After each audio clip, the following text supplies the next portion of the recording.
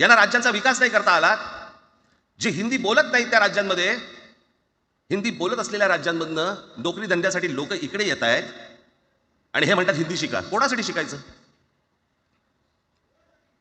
5वी नंतर काय हिंदी चित्रपट सृष्टीमध्ये जाणार आहेत पोरगा?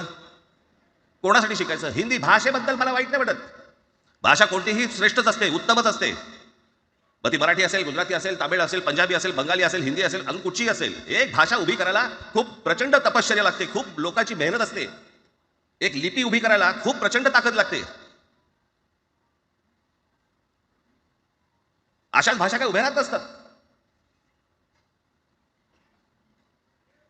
आणि या भाषेचं नवीन कुठून आणलं? त्या दिवशी अमित शहा म्हणाले ज्याला इंग्रजी येतं त्याला पुढे म्हणे लाज वाटेल, म्हणे मला इंग्रजी येतं. अरे तुम्हाला नाही येत?